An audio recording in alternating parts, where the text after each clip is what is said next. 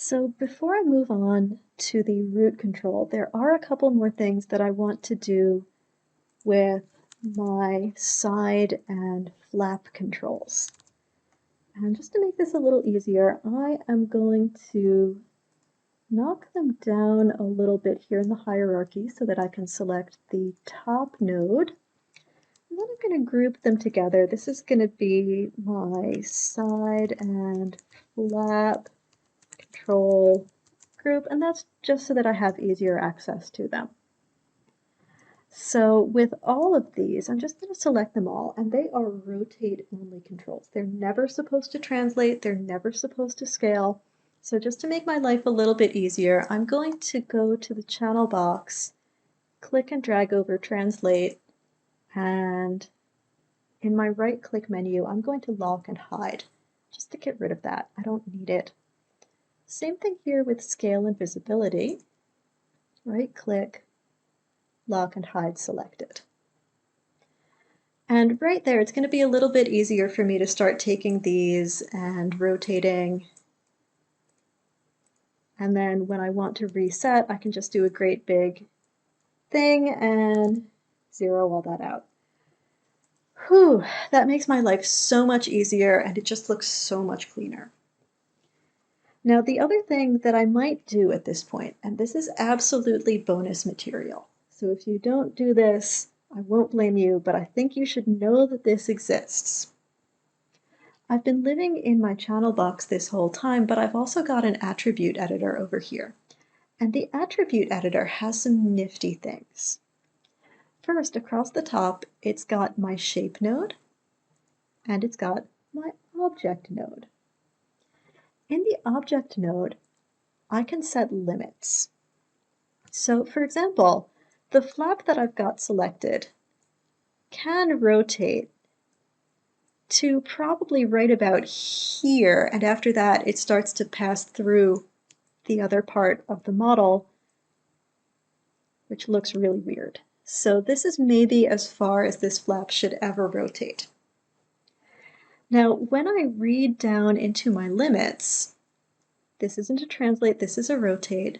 My current rotation position is negative 171.49. I'm going to move that over because it's negative. I'm going to move it over to the minimum, and I'm just going to hit this checkbox, and now I can't rotate past that point. I can do the same thing if I rotate it inwards. Let's rotate that all the way in, and at some point it's going to start passing through. Ooh, that could go pretty far, maybe all the way to there. So I'll move that over to the max and check that box, and now it'll only go this far. You may want to do that for Y and Z too, because you'll find that these two, when they go too far, they just look pretty nasty. So maybe you want to give a little bit of wiggle, like that. We'll do that as a minimum, and then maybe we'll do that as a maximum. And let's see what Z does. First, let's zero this out and zero this out. You know what, let's zero this out too, just so we can see a little better. And now let's see what Z does. See, yeah, that looks pretty nasty. So maybe we only go to there. And then to there.